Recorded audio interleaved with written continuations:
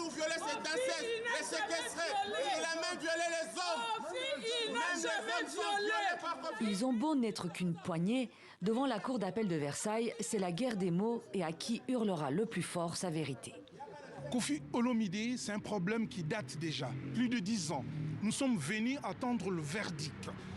Kofi Olomide, s'il sera condamné... Kofi Olomide, c'est une légende africaine.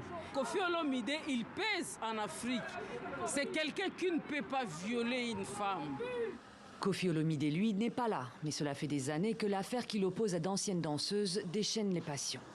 Elles sont 4 Congolaises à avoir déposé plainte entre 2007 et 2013 pour accuser Kofi Olomide de les avoir séquestrées dans un pavillon de banlieue parisienne et de les avoir forcées à avoir des relations sexuelles avec lui pendant ses tournées en France.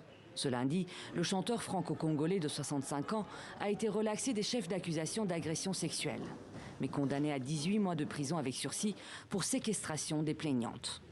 Elles seront nécessairement déçues sur les atteintes d'infractions sexuelles.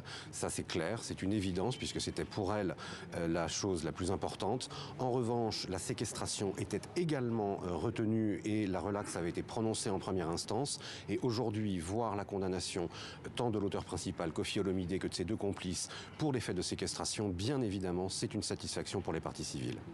Ce n'est pas la première fois que Kofi Olomide est accusé de maltraiter ses collaboratrices. En 2016, le chanteur avait été arrêté puis expulsé du Kenya après avoir été filmé en train de frapper l'une de ses danseuses. Dans l'affaire française, la relaxe sur l'accusation d'atteinte sexuelle a été prononcée au bénéfice du doute. Pour lui, c'est un grand soulagement quand même, parce que je rappelle que depuis plusieurs années, il était poursuivi sur la base de témoignages qui étaient très contradictoires, très cafouilleux, que lui, il a toujours proclamé qu'il était innocent de ces faits-là. Le parquet avait requis 8 années d'emprisonnement, donc c'était quand même une affaire dans laquelle le risque était assez important, et la Cour l'a relaxé de l'essentiel des faits. Le jugement d'aujourd'hui est en tout cas l'épilogue d'une décennie de démêlés judiciaires pour Kofi Olomide. On ne sait pas encore si l'affaire ira en cassation.